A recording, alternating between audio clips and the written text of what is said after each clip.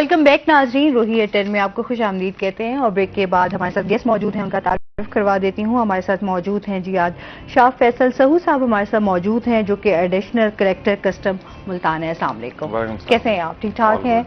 Welcome करते हैं अपने शो में आपको।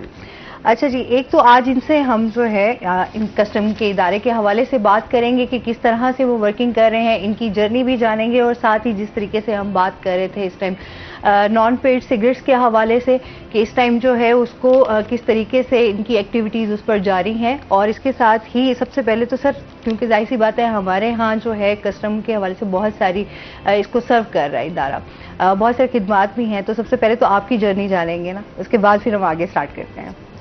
Thank you, ma'am.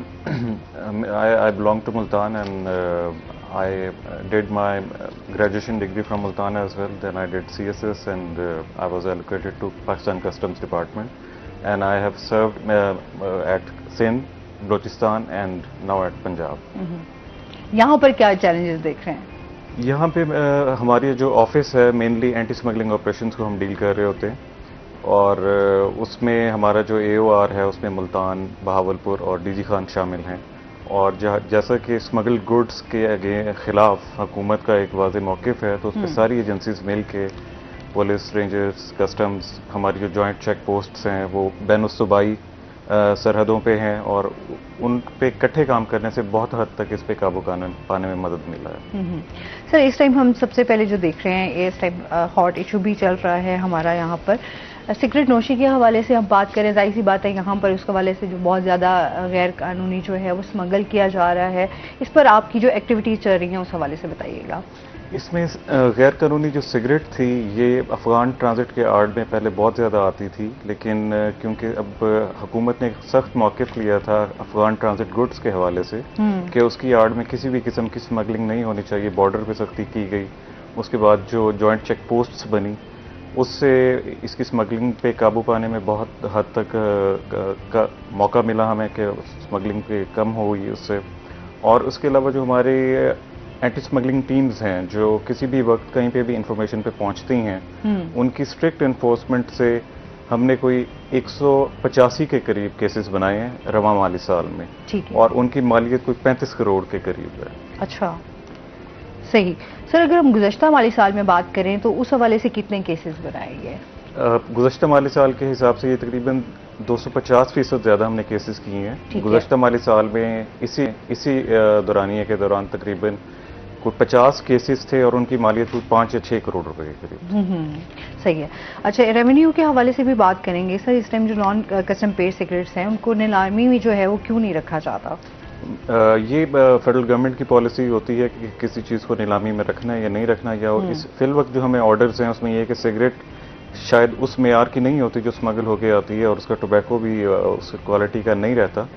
स्मगलिंग के दौरान वो मुख्तलिफ मराहिल से गुजरता है, जिसकी वजह से वो कंज्यूमर्स के लिए यूजेबल नहीं रहता। शायद इसी वजह से वो उसको ऑक्शन करने के ऑर्डर्स नहीं हैं हम। तो जब भी हम उसको पकड़ते हैं तो उसको हम कॉन्फिस्केट करने के बाद उसको हम तल्फ कर देते हैं। सही। और सर, जब आप इस तरह की एक्टिविटीज़ कर रहे होते हैं, जब इस तरह का कोई भी केस सामने आता है, तो उसके हवाले से फिर क्या जुर्माना किया जाता है या क्या सज़ा होती है? सिगरेट के हवाले से तो जो उसकी ज़ब्तगी है यही एक सज़ा है, और जुर्माना भी यही है। और एट टाइम अगर कोई क्रिमिनल प्रोसीडिंग्स हम उनके अगेंस्ट करते हैं, जैसे सिगरेट के कोई 5-6 बड़े केसेस हुए तो हमने उनमें FIRs दी थी, लोग अरेस्ट हुए थे, उनको बाद में सज़ाएँ भी हुई, और वो 6-6 माह जेलों में भी गुजारे उन्होंने। सही है। अच्छा, इसके साथ ही जो है हम जिस तरीके से ज़ुहैब से बात कर रहे थे, ज़ुहैब इसको जो है हम फाइलर और नॉन फाइलर के हवाले से बात कर रहे थे, उसको वहीं से कंप्लीट कर लेते हैं जी। जिस तरह फाइलर्स और नॉन फाइलर्स की हमने अभी बात की, अब वफाकी फेडरल बजट के बाद एक जिस तरह हमने कहा कि मीम्स का एक तूफान जो है वो हमने सोशल मीडिया पे बर्पा होता है जो है वो देखा कि फाइलर्स के लिए जो है वो ये सहूलियात दी जा रही है, नॉन फाइलर्स के लिए जो है वो किस तरह हर्डल्स जो है वो क्रिएट की जा रही हैं। अच्छा, क्योंकि बहुत सारे मामलात तो जो है वो हमने देखा कि पहले से ही वफाकी हुकूमत ने जो है वो किया कि मतलब कि जो लोग टैक्स अदा नहीं कर रहे, ये लोग टैक्स रेडार पर मौजूद नहीं है, उनके सिम्स ब्लॉक कर दिए जाएंगे, या उनके जो बिजली या गैस के कनेक्शन हैं उसको जो है वो डिस्कनेक्ट कर दिया जाएगा। तो इस तमाम तर मरले के बाद अब क्योंकि ये तमाम चीज़ें जो है वो IMF जो है वो उनकी तरफ से भी जो है वो एक एक डायरेक्शंस भी हैं कि इस तरह से आपने जो है वो टैक्स जो है वो कलेक्ट करना है। और आईएमएफ के एक डायरेक्शंस ये भी हैं, उनका प्रेशर भी जो है वो एफबीआर के ऊपर है कि एफबीआर ने ही जो है वो हमें एक अच्छा रेवेन्यू जो है वो जनरेट करना है। तो उसके बाद से ही ये डिसाइड हुआ कि जो सेक्टर्स लाइक इस तरह रियल एस्टेट सेक्टर है वो उससे पहले अगर टैक्स रिडार में था तो लेकिन उस तरह से वो टैक्स वहाँ नहीं आ रहा था जिस तरह से एफबीआर को कलेक्ट करना चाहिए था। इसी तरह अगर हम रिटेलर्स की तरफ आ जाते हैं, छोटे छोटे दुकानदारों की तरफ आ जाते हैं या ज्वेलर्स की तरफ आ जाते हैं जो हसन मार्केट में मौजूद है या सराफा बाजार में मौजूद है, बजाय तो वो छोटी छोटी शॉप्स में बैठे हैं, लेकिन एक एक छोटी छोटी शॉप पे वहां पर करोड़ों रुपए का कारोबार हो रहा होता है। तो वो छोटी शॉप्स के आड़ में जो है वो लोग जो अपना सेल्स टैक्स है वो अदा नहीं कर रहे होते या इनकम टैक्स जो है वो उस तरह के जो मामला होते हैं तो वो बच रहे थे। अब रिटेलर्स पर भी जो है वो बराह रास्त के इन पर भी जो है वो फिक्स टैक्स जो है वो आयद किया जाएगा, अब जो वफाकी बजट में जो है वो कहा गया है। इसी के साथ साथ अगर हम आए तो और भी इस बजट में हमें ये देखने में आया कि मुख्तलिफ जो सेल्स टैक्स की जो छूट दी गई थी, इवन के जो कस्टम्स ड्यूटी जो लोग गाड़ियां कस्टम से लेते हैं तो उसकी भी छूटें फैसल साहब इसको मजीद बेहतर बताएंगे, वो छूट जो दी गई थी वो भी जो है वो खत्म कर दी गई है। तो इसी तरह बहुत सारी चीजें हैं, मतलब कि कोई चीज ऐसी रह नहीं गई आज जो जिस चीज को जो है वो छूट मतलब जो दी गई थी उनको वापस नहीं ले गए। तो बहुत सारा एक प्रेशर जो है वो बिल्ड कर दिया गया। अब फाइलर्स और नॉन फाइलर्स की जहां तक बात है, मतलब कि आप बैंक ट्रांजेक्शन करवाते हैं या प्लॉट परचेज करते हैं या दीगर और चीजें हैं, तो ये एक फाइलर के लिए ही बेहतर है कि जहां पर वो हमने लास्ट में भी मैंने बताया कि जहां 4% कटौती होती है वहां फाइलर होने की सूरत में आपकी 2% कटौती होगी। तो ये अवेयरनेस की भी बात है। लोग समझते हैं कि शायद हमारा जो टैक्स का दिया हुआ पैसा वो हमारे पर खर्च नहीं करता। इवन के बाहर के ममालिक में अब्रॉड में उनका जो पैसा होता है वो उन्हीं की वेलफेयर पे ही जो है वो लगता है। लेकिन यहाँ पर ये अवेयर करने की बहुत अशद जरूरत है कि लोगों को ये अवेयर होना चाहिए कि आपका दिया हुआ जो पैसा है वो आप पर ही खर्च होगा। लेकिन यहाँ पर लोग शायद इस वजह से टैक्स नहीं देते कि बड़े लोग टैक्स नहीं देते, पॉलिटिशियंस टैक्स नहीं देते, तो हम लोग जो है वो टैक्स क्यों नहीं देते। तो इस तरह का जो इन्फोर्समेंट है वो अब इदारों की जाने से जो है वो की जा रही है कि अब जो जबरदस्ती जो है वो टैक्स जो है वो लोगों से निकलवाया जाए। तो अब देखते हैं कि अब जो बजट, क्योंकि अभी बजट पेश हुआ और उस पर नेशनल असम्बली में और मुख्तलिफ प्रोविंशियल असम्बली में भी अब बहस का जो सिलसिला है वो जारी है। और अब देखना यह है कि क्या इस बजट को मंजूर भी जो है वो किया जाता है, लेकिन अभी तक कुछ पार्टीज जो है वो अभी तक अड़ी हुई हैं। तो देखना यह है कि आया ये बजट अप्रूव भी होता है या फिर, लेकिन लग तो ऐसे रहा है कि ये बजट जो पेश हो गया तो हाँ, भी होगा। बिल्कुल ऐसे ही है। अच्छा, इसके साथ ही सर जिस तरह ड्यूटी और नॉन पेड ड्यूटी सिगरेट्स की हम बात कर रहे हैं तो इसकी पहचान क्या होगी, किस तरीके से पहचान होती है? सिगरेट जो इंपोर्ट होती है उसके बकायदा इंपोर्ट पेपर्स होते हैं, उनके पास इंपोर्ट डॉक्यूमेंट्स होते हैं। इट्स अ रिस्ट्रिक्टेड आइटम और अगेंस्ट सर्टेन कंडीशनैलिटीज उनको फुलफिल करके सिगरेट इंपोर्ट की जा सकती है। लेकिन क्योंकि उस पर ड्यूटी टैक्सेस इतने ज्यादा होते हैं तो दे रिजॉर्ट टू स्मगलिंग कि उसमें उनको बेहतर एक अट्रैक्शन नजर आती है। इस वजह से वो इंपोर्ट की वजह स्मगलिंग की तरफ ज्यादा उनका रुझान होता है। अच्छा सर, हमारे यहाँ देखते हैं कि जो ड्यूटी पेड सिगरेट्स हैं वो अरबों रुपए का रेवेन्यू जनरेट करते हैं, लेकिन उसके बावजूद भी हम देखते हैं कि ये जो है खसारे में क्यों है? क्या खसारे में? सिगरेट्स की मैं बात कर रही हूँ सर, जो ड्यूटी पेड सिगरेट्स होते हैं जी जी। मतलब अरबों रुपए का जो रेवेन्यू जनरेट करते हैं, लेकिन उसके बावजूद हमारे यहाँ जो पाकिस्तानी यहाँ पर सिगरेट्स जो हैं, इदारों की बात कर रही हूँ कि वो कंपनीज जो हैं वो फिर खसारे में क्यों जाती हैं? नहीं, पाकिस्तान टोबैको कंपनी या बाकी जितनी भी सिगरेट मैन्युफैक्चर कंपनीज हैं वो कोई खसारे में नहीं है। इनको तो कंपैटिटिव एज है कि इंपोर्ट रिस्ट्रिक्शंस की वजह से इनकी ज्यादा सेल होती है और जो एक स्मगलिंग की वजह से इनको डेंट पड़ रहा था उस पर भी हमने खातिर खा कमी लाए हैं उसमें अपनी स्ट्रिक्ट इन्फोर्समेंट की वजह से। और अगर आप इनके पिछले 5-10 साल के बिजनेस फिगर्स उठा के देखें तो every year it is on the increase. सही। अच्छा, अभी हम जिस तरीके से हमारे यहाँ पर बहुत सारे रूल्स भी हैं, कानून भी बनाए जाते हैं, लेकिन वही बात आ जाती है कि उनको फॉलो नहीं किया जाता, उनके ऊपर अमल दरामद नहीं होता। आप क्या समझते हैं, क्या रीजन है? I can speak for my department only. हमारे जो रूल्स हैं, हमारे रेगुलेशन हैं, उनको हम स्ट्रिक्टली, चाहे वो सी पोर्ट्स हों, एयरपोर्ट्स हों, लैंड बॉर्डर स्टेशन हों या रोड्स हों, हम उन्हें स्ट्रिक्टली वहाँ पे इम्प्लीमेंटेशन उनकी कर रहे हैं। अच्छा, इसके साथ साथ आपसे ये भी जानेंगे, इस टाइम जो हम देख रहे हैं कि जो नॉन पेड सिगरेट्स हैं, जिस तरह से शॉप्स बनाई जाती हैं जहाँ पर ये मुयसर होते हैं और लोग खरीदते हैं, वहाँ पर आपकी क्या एक्टिविटीज, वहाँ पर क्या कार्रवाइयाँ होती हैं आपकी? जैसे मैंने पहले कहा कि हमें इंफॉर्मेशन जैसे ही मिलती है किसी भी गोडाउन के बारे में, किसी भी रिटेल स्टोर के बारे में या कोई भी जगह जहाँ पे डंप किए हों, तो हमने कई दफ़ा मीडिया के ताउन के साथ, मीडिया की प्रेजेंस पे हमने ऑपरेशंस किए हैं। मुल्तान में किए हैं हमने, और एक ऑपरेशन में इन्होंने भी हमारे ज़ुहैब साहब भी हमारे साथ थे। गला मंडी में हमने एक ऑपरेशन किया था लेट और रात गए कोई 3-4 बजे तक हमने वहाँ से सिगरेट की खातिर का मिकदार कोई 1 ट्रक के करीब हमने वहाँ से रिकवर किया था। सही। और बहुत सारी रेजिस्टेंस भी, ये भी हम अपने नागरिकों को जो है वो बताएं कि बज़ाहिर तो लग रहा होता है कि एक अलग परसेप्शन है कि शायद कस्टम जो है वो नाजायज लोगों को पकड़ता है। अब हम एक अलग साइड पे भी लोगों को ये बताना चाहिए, क्योंकि हम खुद ऑपरेशंस में जो है वो अक्सर मौजूद होते हैं, शायद फैज़ल साहब खुद उसको जो है वो ऑन कर रहे होते हैं। तो अब लास्ट टाइम जो ऑपरेशन हुआ था वो रमज़ान गालिबन जी रमज़ान का महीना था और एक कुछ इंटेलिजेंस बेस्ड इतला पर, तो वहाँ पर पुलिस की भी भारी नफरी मौजूद थी, इवन एसएसपी ऑपरेशन भी वहाँ पर मौजूद थे और लोगों ने इतना रेजिस्ट किया कि वहाँ पर टायर्स जला दिए, वहाँ पर जो है वो रोड को जो है वो ब्लॉक कर दिया गया। तो इतनी रेजिस्टेंस में जो है वो कस्टम्स जो है वो अपना काम जो है वो कर रहा होता है। तो हालांकि कस्टम्स के लिए बहुत मुश्किल भी जो है वो हो जाता है कि इस नो गो एरियाज को जो है वो हर सूरत में ख़त्म करना है। तो इसी तरह बहुत सारी रेजिस्टेंस जो है वो कानून नाफिज करने वालों इदारों को जो है वो फेस करनी पड़ी होती है। लेकिन जो लोग हैं उनका एक परसेप्शन होता है कि शायद ये अब जिस तरह टैक्स के हवाले से एफबीआर के दफ्तर में कोई जाना पसंद नहीं करता, कस्टम्स के डिपार्टमेंट्स में लोग जो है वो जाने से जो है वो डरते हैं कि शायद जो है वो हम गाड़ी लेकर जाएंगे कि गाड़ी ना जो है वो हमारी पकड़ी जाए। तो इस तरह की जो है वो चीज़ें, लेकिन एक बेहतर इमेज हमेशा से हम लोग जो है दिखाते आए हैं, लोगों को हम दिखाते भी रहे हैं कि ये लोग बैकफुट पे पाकिस्तान के लिए ही काम कर रहे होते हैं, मुल्क की बेहतरी के लिए जो है वो काम करते हैं, उन नासूरों को खात्मे के लिए काम कर रहे होते हैं जिससे शायद मुल्क की मईशत को जो है वो बराह रास्त नुकसान भी जो है वो पहुंच रहा होता है। तो इसी तरह इनकी कार्रवाइयों का जो सिलसिला है वो जारी रहता है रात गए तक भी। बिल्कुल। अच्छा सर, आपने एयरपोर्ट का जिक्र किया, थोड़ा सा इस हवाले से भी जान लेते हैं कि जो बैरून मुल्क जो आ रहे होते हैं, जा रहे होते हैं, उनके हवाले से भी जो कवानीन है वहाँ पर, उनको बहुत सारे लोग जो है उससे नावाकिफ होते हैं। उस हवाले से आपकी क्या राय है, क्या कहना चाहेंगे आप? जी मैम, ये बहुत इम्पॉर्टेंट इशू है। इसमें आपके चैनल के तवज्जुह से मैं ये बताना चाहूँगा कि जो हमारी अक्सरियत यहाँ से ट्रैवल करती है वो लिबरल क्लास होती है, तो वो जो बैनुल अक़वामी कवानीन या मकामी कवानीन उनसे नाबल्द होते हैं, नावाकिफ़ होते हैं। अब लेट से कि कितनी करेंसी हम लेके जा सकते हैं ये हमारे मुसाफिरों को नहीं पता होता। तो उसमें मैं ये कहना चाहूँगा कि जो भी बैरून मुल्क पाकिस्तानी जा रहा हो वो हर ट्रिप पे अपने साथ 5000 अमरीकी डॉलर या उसके मुताबिक कोई भी बैरूनी करेंसी साथ लेके जा सकता है। सही। अगर इससे जायद होगी तो वो फिर जब्त हो जाएगी। ये मसलन इसकी पाबंदी करनी ज़रूरी है। इसके अलावा पाकिस्तानी करेंसी में 10,000 रुपये मालियत से ज़्यादा अगर आप लेके जाएंगे तो वो भी जब्त हो जाएगी। ठीक।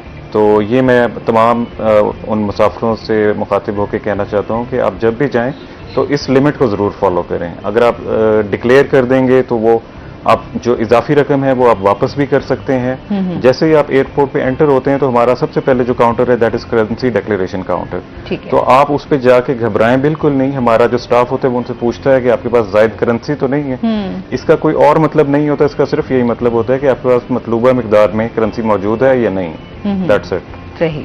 अच्छा, जाहिर सी बात है फिर उसके साथ जो है बहुत सारे हमारे यहाँ जो है वही भी होता है कि जो बाहर से आ रहे होते हैं, जिस तरह मोबाइल्स के हवाले से जो है बहुत ज्यादा इस पे किया गया कि मोबाइल फोन्स लेकर आते हैं, उस हवाले से आप जी इसके लिए हमें बहुत ज्यादा सिफारिशें भी आती हैं, फोन भी आते हैं, लेकिन उसमें ज़ाहिर है कि हमारे हाथ बंधे हुए हैं कि जो कवानीन है उनकी पासदारी हमने करनी है। कोई भी पाकिस्तानी शहरी 1 साल में 5 से ज़ायद मोबाइल नहीं ला सकता और वो 5 मोबाइल भी पर ट्रिप 1 मोबाइल लेके आना है। अच्छा, अगर इकट्ठे नहीं आ 5 जी नहीं, अगर इकट्ठे 5 ले आए तो उस पर फिर जो है अगर इससे जायद आएंगे तो उसका फिर जब्त की होती है और उसका फिर उसके खिलाफ कानूनी कार्रवाई होती है। सही। अच्छा, क्या कानूनी कार्रवाई करते हैं ये भी थोड़ी सी सजा बता देना, अगर कोई ले ही आए गलती से 5 मोबाइल। इसमें 5 मोबाइल ले आते हैं तो उस पर ड्यू टैक्सेस पे हो जाते हैं, लेकिन हमारी जो पॉलिसी है वो 6 से शुरू होती है। 6 होंगे तो हम जब्त कर लेते हैं। ठीक है। उसके फिर जो हमारा मुतलका अफसर है उसके पास केस चलता है, वो उसको सुनता है और अगर वो समझता है कि इन्होंने खिलाफवर्जी जानबूझकर की है तो वो जुर्माना उस पर लगा देता है। वो उसकी विल होती है, एक्ट में लिखा हुआ कितना जुर्माना कर सकते हैं। अच्छा, ठीक हो गया। इनसे मजीद भी जानेंगे नाज़रीन, अभी हमने जाना है ब्रेक पे, हमारे साथ रहिएगा।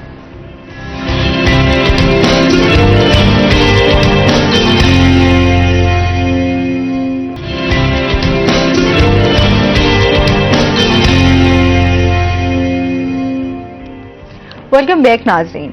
अच्छा जी, ज़ुहैब से भी जानते हैं, ज़ुहैब स्मगल शुदा सिगरेट जो है वो मुकामी सनत के लिए भी वबाल जान बन गए हैं, इस हवाले से हमें बताइएगा क्या देखिए डिटेल्स हैं।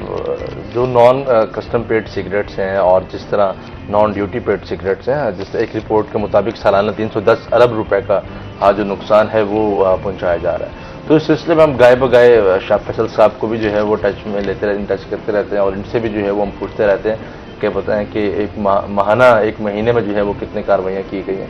तो खैर जो कानून नाफिज करने वाले इदारे हैं इससे रिलेटेड, तो वो काफ़ी मुतहरिक हैं कि किसी सूरत जो है वो इसका जो है वो जो मुल्की मईशत को जो है वो नुकसान पहुँचा रहे हैं, इसका जो है वो किसी हद तक जो है वो खात्मा किया जा सके। एक लास्ट टाइम इनकम टैक्स का जो इंटेलिजेंस विंग है, तो उनके डायरेक्टर ने जलालपुर पीर वाले के करीब एक एक कारखाना सा जो है वो बना हुआ था जहाँ पर जो जाली सिगरेट्स हैं वो धड़ाधड़ जो है वो बनाए जा रहे थे और एक पूरी एक फैक्ट्री थी। तो वो मतलब कि उसकी जो उसको फैलाव था वो बहुत बड़ा था और वो मुख्तलिफ जनूबी पंजाब की मुख्तलिफ अजला में जो है वो उसको पहुंचाया भी जा रहा था। तो इसी तरह की मुख्तलिफ और भी जो घरों में भी छोटी छोटी फैक्ट्रीज हैं वो मतलब कि घरों के तौर पर भी जो है वो लोग इस चीज़ को बना रहे हैं, तंबाकू को लेकर उस चीज़ को लेकर। तो इस तरह की जो छोटी छोटी सनतें हैं उनको भी जो है वो इंटेलिजेंस जो है वो पकड़ता है। तो अगर हम कस्टम इंटेलिजेंस की बात करें तो उन्होंने भी जो है वो अपने गुज़िश्ता माली साल में कोई करोड़ रुपए मालियत की जो सिगरेट्स हैं उनको जो है वो तहवील में लिए हैं। और इसके साथ अगर हम कस्टम्स इन्फोर्समेंट की भी बात करें तो इन्होंने गुज़िश्ता साल से इस साल जो है वो बड़ी ज़बरदस्त कार्रवाई का जो है वो मुजाहरा किया और करोड़ रुपए मालियत की जो सिगरेट्स हैं उनको भी जो है वो जब्त किया है। अब ये होता है कि सिगरेट्स लोगों का ये सवाल भी होता है कि जो पकड़ लेते हैं ये जाते कहाँ। तो जो वर्ल्ड कस्टम्स डे के मौके पर लाहौर में एक बड़ी तकरीब होती है, उस मौके पर जो है वो इस सामान को जो है वो डिस्ट्रॉय कर दिया जाता है। और मुल्तान में भी जो है वो वर्ल्ड कस्टम डे के एक हफ्ते के बाद या 1.5 हफ्ते के बाद जो है वो एक तकरीब होती है ट्राई पोर्ट पर, वहाँ पर छालियाँ, गुटके और ख़ासतौर पर सिगरेट्स की एक बड़ी मकदार को जो है वो नजरियातिश किया जाता है। तो इस तरह मैं शाह साहब से रिक्वेस्ट करूँगा कि वो इस चीज़ को थोड़ा मजीद एक्सप्लेन जो है वो कर देंगे कि कस्टम्स जो है वो इसके खात्मे के लिए जो है वो किस हद तक मजीद कार्रवाइयाँ जो है वो इन फ्यूचर में क्या प्लानिंग की जा रही है। तो शाह साहब खुद ही जो है वो इसको मजीद डिटेल से जो है वो बता रहे हैं। हमारी तमाम एजेंसीज जो हैं जैसे पुलिस है, कस्टम्स है, रेंजर्स है, हम मुश्तरका एक कार्रवाइयाँ कर रहे हैं जो कि बैनुस्सूबाई जो बॉर्डर्स हैं हमारे, क्योंकि इनका इन्फ्लक्स होता है या सिंध से होता है या बलूचिस्तान से होता है पंजाब में, they find their market into it. तो उसी स्टेज पे हमारी जो जॉइंट चेक पोस्ट्स हैं जब से वो बनी है तकरीबन 1 साल होने को है, उससे इस सिगरेट की स्मगलिंग जो बड़े लेवल पे हो रही थी, ट्रक्स में होती थी, अब वो शायद छोटी छोटी गाड़ियों में होना शुरू हो गई है। वो भी एक कंसीलमेंट होती है और ओपनली नहीं होती। सही। एक तो ये है। दूसरा, हमारा जो इन्फॉर्मेशन पूल है, हमारा एक जॉइंट इन्फॉर्मेशन पूल बना हुआ है तमाम डिपार्टमेंट्स का, उसमें कोई भी डिपार्टमेंट इन्फॉर्मेशन शेयर करता है तो जो भी मुतल्लिका एजेंसी, जैसे अगर कस्टम गुड्स का ताल्लुक है या नॉन कस्टम पेड गुड्स का ताल्लुक है तो उस पर हमने रिस्पॉन्ड करना है। लाइकवाइज जो पुलिस का AOR है उस पर पुलिस में रिस्पॉन्ड करना है। सही। और एट टाइम्स हम एक दूसरे को सपोर्ट कर रहे होते हैं और उसमें उससे ये हमें फायदा हुआ है कि जिससे जो एक ईरानियन डीजल का बहुत ज्यादा इन्फ्लक्स था हमारे एरियाज में, हमारे पंप्स पे, तो सिगरेट के साथ साथ हम दीगर चीजों पे भी की स्मगलिंग को भी काफी हद तक हमने काबू पाया है उसमें। ठीक हो गया।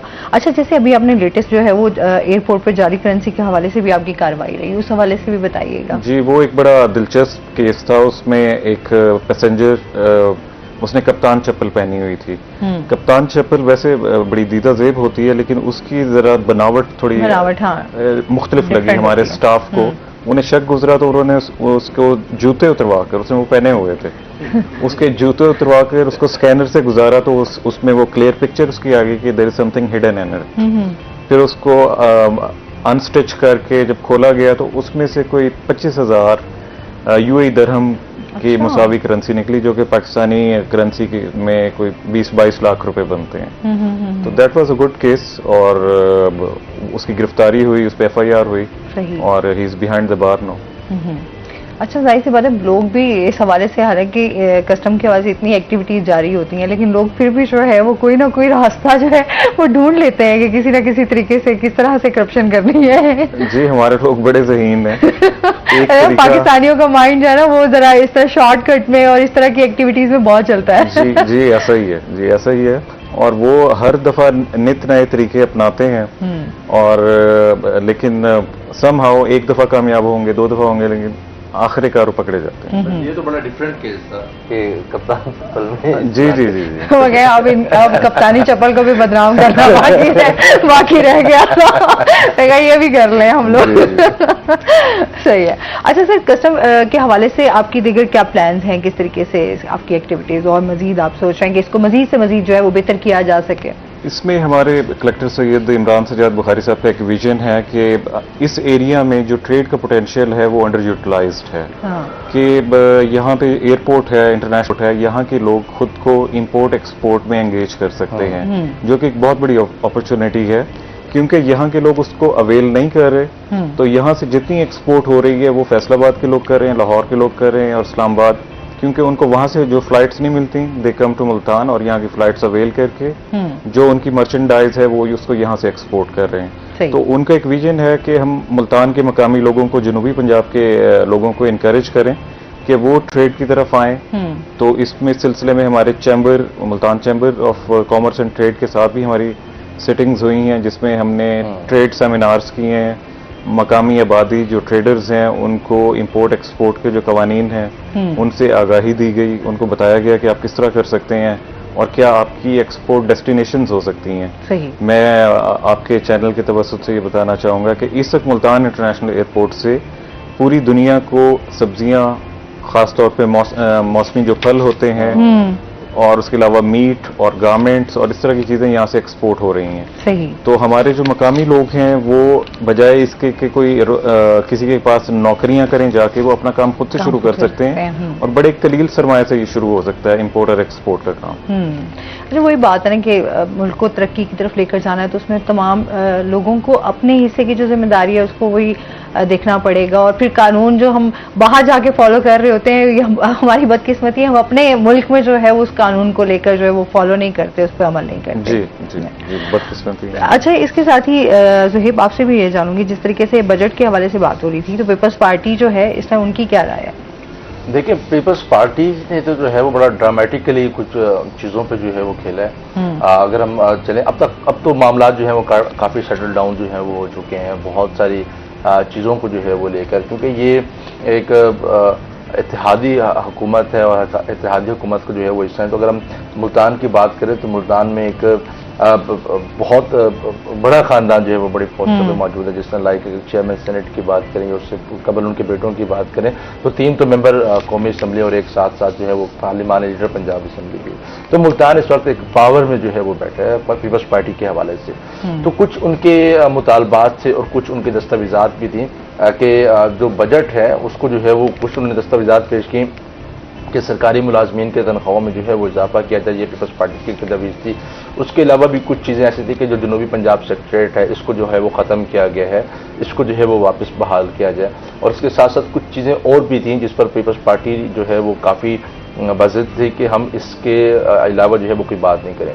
तो फिर उसके बाद बिलावल भुट्टो जरदारी की भी मुलाकातें हुई प्राइम मिनिस्टर्स के साथ, उसके साथ साथ दीगर अपनी पार्टीज़ के साथ भी उनकी बातचीत चली कि किस तरह जो है वो इस मामला को जो है वो देखा जाए। तो अब राइट नाउ कुछ मामला जो है वो सेटल डाउन हो चुके हैं और पीपल्स पार्टी को जो है वो 3 अजला मुल्तान, रहीम यार खान और बहावलपुर की पावर्स जो है वो दे दी गई है। मीन्स कि अब मुल्तान की जो सरकारी जितने मीन्स कि अगर चेयरमैन MDA है या इसके साथ साथ वासक के अंदर जो सीट होती है और PHA के अंदर जो चेयरमैन का होता है, तो ये भी पीपल्स पार्टी के पास जाएंगे। यानी कि मुल्तान, रहीम यार खान और बहावलपुर का कंट्रोल जो है वो पीपल्स पार्टी के पास चला गया। ठीक है। तो इस पर जो है वो मामला जो है वो तय हो चुके हैं, मतलब कि जो डायरेक्शंस होंगी वो पीपल्स पार्टी ही जो है वो देगी।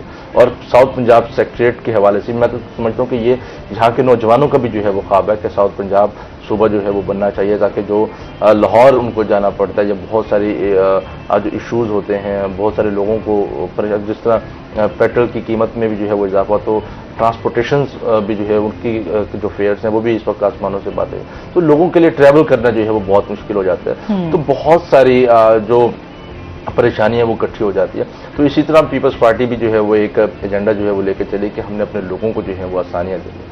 तो अब पीपल्स पार्टी तो खैर इस चीज़ पे आ चुकी है कि अब उन्होंने कहा था कि अगर हमारे मुतालबात नहीं मानेंगे तो हम फिर बजट मंजूरी में अपना वोट जो है वो नहीं देंगे। कल अब्दुल कादिर गिलानी की स्पीच हुई तो उन्होंने अच्छा खासा नून लीग को जो है वो रोस्ट किया, आगे हम खुद जो है वो जीत कर जो है वो सामने आए और इसके साथ साथ साउथ पंजाब सेक्रेटरीट जो है वापस में दिया जाए। तो उस तरह की बहुत सारी और भी जो है वो चीज़ें थी। अब देखना यह है कि 2 से 3 दिन के अंदर अंदर बजट मंजूर भी जो है वो हो जाएगा। आफ्टर जो स्पीचेस रह चुकी हैं उसके बाद पीपल्स पार्टी भी उसके हक में वोट जो है वो कास्ट करने जा रही है। सही। अच्छा सर, इसके साथ ही आपसे भी जानूंगी, जिस तरह इंपोर्टेड गाड़ियों के हवाले से हम बात करेंगे, उसके हवाले से बताइए कि शहरी किस तरीके से जो है उसको वेरिफिकेशन उसकी कस्टम से करवा सकते हैं। इसका जवाब मैं आपसे डिटेल में लूंगी। नाज़रीन, अभी हमने जाना है ब्रेक पे, हमारे साथ रहिएगा।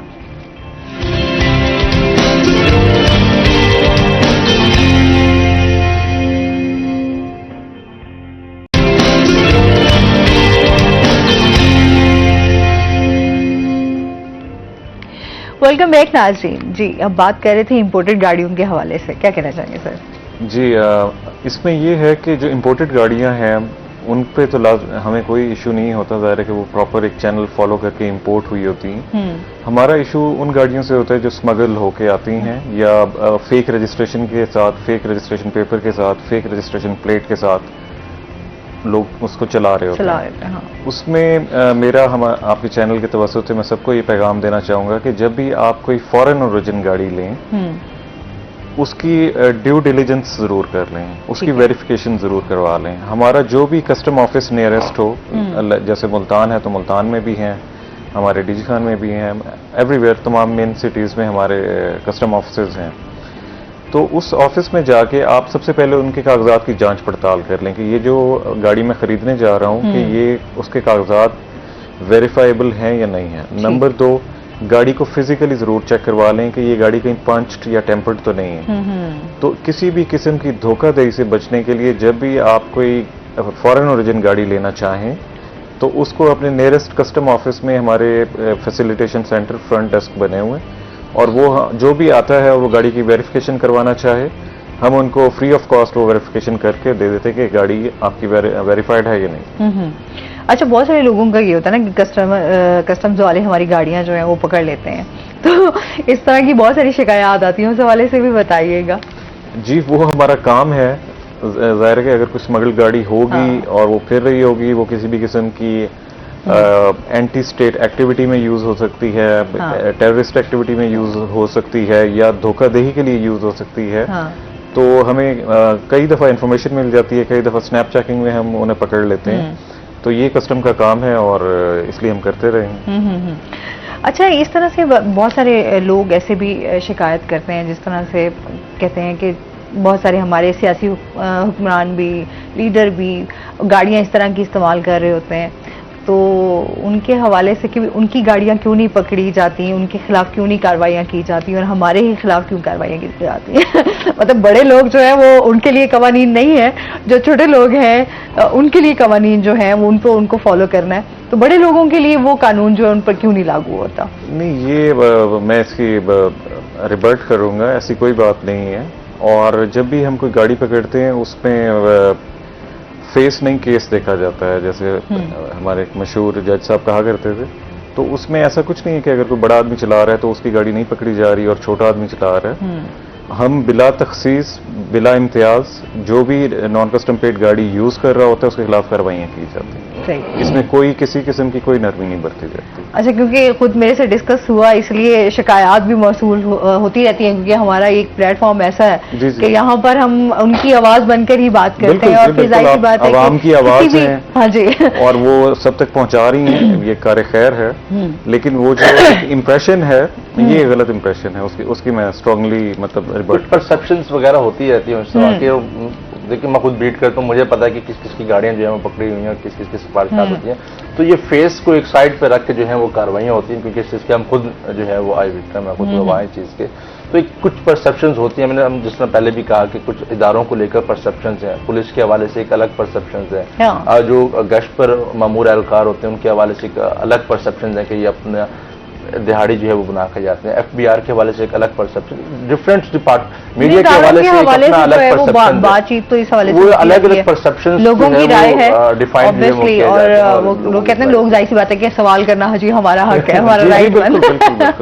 अच्छा सर, क्या मैसेज देना चाहेंगे? हमारे बहुत सारे व्यूवर्स आपको देख रहे हैं, इस हवाले से कस्टम के हवाले से बताइए किस तरीके से जो है अगर कोई बाहर जा रहा है उसको क्या रूल्स फॉलो करने चाहिए, अगर कोई गाड़ियों के हवाले से जो है खरीदते वक्त या बेचते वक्त, उस हवाले से भी क्या मैसेज देना चाहेंगे? इसमें पहले मैं उन मुसाफिरों के हवाले से या जो पैसेंजर्स इंटरनेशनल ट्रैवल करते हैं इस मुल्तान रीजन से या साउथ पंजाब से, उसमें जैसे मैंने पहले आपको अर्ज किया कि एक करेंसी की लिमिट है। स्टेट बैंक ने एक मुतय्यन की हुई है कि फी ट्रिप हर ट्रिप पे $5,000 या इसके मुसावी जो फॉरेन करेंसी है आप इससे जायद नहीं ले जा सकते। इतनी करेंसी परमिसिबल है और आप ले जा सकते हैं। और फिर ये साल में कितनी दफा आप कर सकते हैं? साल में आप 6 ट्रिप कर सकते हैं मैक्सिमम। तो साल में आप मैक्सिमम $30,000 या इसके मुसावी रकम अपने साथ बाहर ले जा सकते हैं फॉरेन करेंसी की सूरत में। अब हमारे यहाँ ये होता है कि हमारे यहाँ ज्यादातर मुसाफिर यूएई जा रहे होते हैं या मिडिल ईस्ट जा रहे होते हैं, तो उनके पास ज्यादातर या सऊदी रियाल होंगे या दिरहम होंगे। तो उनकी आसानी के लिए मैं बताता चलूं कि जो 17,000 सऊदी रियाल या 17,000 सऊदी यूएई दिरहम, ठीक है, इसके मुसावी रकम आप हर ट्रिप पे अपने साथ ले जा सकते हैं। इसके अलावा खवातीन के पॉइंट ऑफ व्यू से जाहिर है जब भी आप भी ट्रैवल करती होंगी या कोई भी जाते हैं तो आपको फरमाइशी लिस्ट आती है जी, वहां से आपने कोई ज्वेलरी या ऐसी चीजें लेके आनी है। तो ज्वेलरी भी एक रीजनेबल क्वांटिटी में परमिसिबल है कि आप पाकिस्तान वापस आते हुए वो अपने साथ ला सकती हैं। लेकिन इसमें परमिसिबल की जो एक लिमिट है वो इम्पॉर्टेंट है कि ये ना हो कि कोई कमर्शियल क्वांटिटी लाना शुरू कर दें तो वो दैट विल बी कॉन्फिस्केटेड अगर वो कमर्शियल क्वांटिटी आएगी। अब रीजनेबल क्वांटिटी की ये है कि as much you can wear rings हैं या इयर रिंग्स हैं, ये दैट इज रीजनेबल क्वांटिटी। ठीक है। अदर देन दैट बहुत सारे हमें क्यूरीज भी आती हैं कि कई लोग ऐसे हैं जो ड्रोन्स इंपोर्ट करना चाहते हैं। ड्रोन की इंपोर्ट इज स्ट्रिक्टली रिस्ट्रिक्टेड। अगर आपके पास लाइसेंस है, मिनिस्ट्री ऑफ डिफेंस इसको लाइसेंस इशू करती है। अगर आपके पास लाइसेंस है then you can bring in, otherwise it will be confiscated.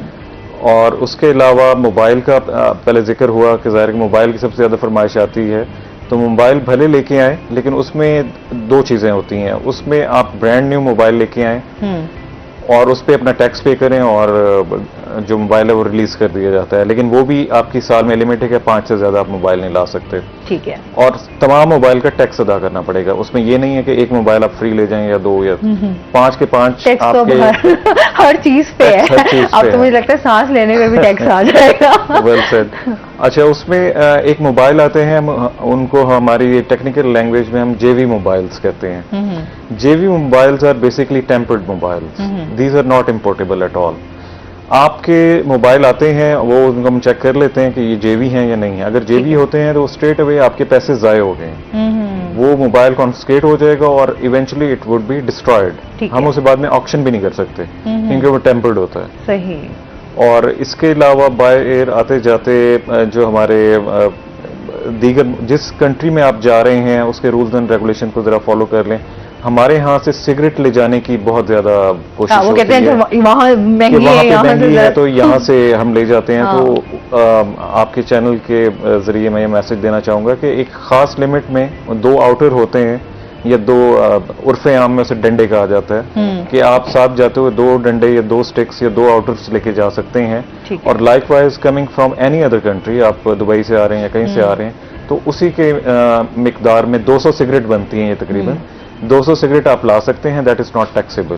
ठीक है। और एक पैसेंजर अलाउंसेस का एक हमारा SRO है, उसमें पूरे जो एक प्रिविलेजेस गिवन है हमारे एक्सपैट पाकिस्तानीज, ओवरसीज पाकिस्तानीज 6 माह बाद 1 साल बाद जब आते हैं तो उनको एक सर्टेन प्रिविलेजेस हैं। वो आप FBR की वेबसाइट पे चले जाएं, वहां पे भी अवेलेबल है। और या फिर कभी हम डिटेल में एक और प्रोग्राम कर सकते हैं जिसमें मैं 1 बाय 1 सारी वो सहूलियात बताऊंगा जो हमारे ओवरसीज पाकिस्तानियों को हासिल हैं। ठीक है। कि वो फ्री ऑफ कॉस्ट अपने साथ ला सकते हैं, उन पे उनको कोई टैक्स नहीं देना पड़ता। ठीक सर, बहुत शुक्रिया, बहुत अच्छा लगा हमारे शो का हिस्सा बने और काफी डिटेल से जो है इस पे हमने बात की। ज़ेब, आपको भी बहुत शुक्रिया, आप हमारे साथ रहे। इसके साथ ही नाज़रीन, अभी हमने ब्रेक पे जाना है, हमारे साथ रहिएगा। जब हम ब्रेक से वापस आएंगे तो हमारे साथ कुछ और गेस्ट मौजूद होंगे।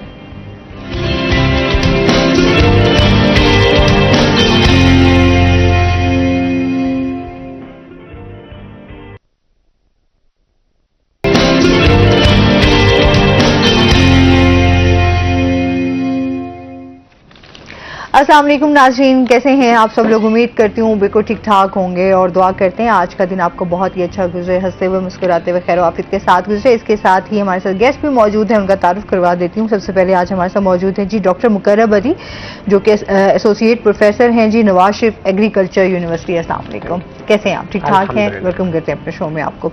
और इसके साथ ही हमारे साथ जो दूसरे गेस्ट मौजूद हैं वो हैं जी मोहम्मद महबूब इकबाल साहब हमारे साथ मौजूद हैं, जो कि नेशनल पाकिस्तान फुटी कोच है। अस्सलाम वालेकुम, कैसे हैं आप, ठीक ठाक हैं। आप ठीक हैं? अल्हम्दुलिल्लाह। और इसके साथ ही हमारे साथ जो तीसरे गेस्ट मौजूद हैं वो हैं जी मोहम्मद नासिर हमारे साथ मौजूद हैं, जो कि नेशनल फुटी प्लेयर हैं। अस्सलाम वालेकुम, कैसे हैं आप, ठीक ठाक हैं। वेलकम करते हैं अपने शो में आपको।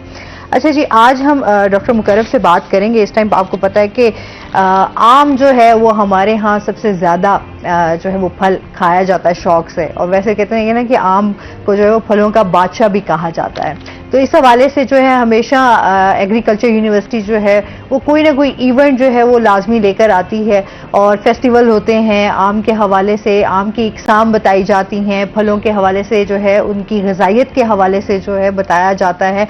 तो आज हम डॉक्टर साहब से ये जानेंगे, और इसके साथ ही जो है हम महबूब से जानेंगे इस टाइम जो है फुटी के हवाले से, क्योंकि ऑस्ट्रेलिया का कौमी खेल है लेकिन हमारे यहाँ भी जो है वो इस हवाले से बहुत ज़्यादा इस खेल को पसंद भी किया जाता है। और महबूब क्योंकि बहुत अरसे से इसके साथ अटैच भी हैं, तो थोड़ा इस खेल के हवाले से हम बात करेंगे। साथ ही खेल के हवाले से जो है वो अब आगे इसकी तैयारी भी हो रही है, तो वो भी जानेंगे कि किस तरह की तैयारियां चल रही हैं इस इवेंट के हवाले से। डॉक्टर साहब, सबसे पहले तो हम स्पेशली आम के हवाले से बात करते हैं इस टाइम, इस दिन, क्योंकि हम देखते हैं कि मुल्तान का आम जो है वो बहुत ज़्यादा मशहूर था। अभी क्योंकि जितनी तेज़ी से दरख्त काटे गए हैं उस हवाले से आम की पैदावार जो है उस तरीके से नहीं है जिस तरीके से पहले होती थी। क्या कहना चाहेंगे आप इस बारे में? जी बिल्कुल, मैंगो जो है वो बड़ा इम्पोर्टेंट हमारे पास जो है वो फ्रूट है पाकिस्तान में, और इसकी तो अहमियत जो है उसको तो बताने की जो है हम सब लोग जानते हैं कि हमारी पहचान है हमारे इस एरिया की। और मैं यहाँ पे बताना चाहूँगा कि पाकिस्तान जो है मैंगो के लिहाज से जो है 5th नंबर पे है दुनिया में प्रोडक्शन के लिहाज से, और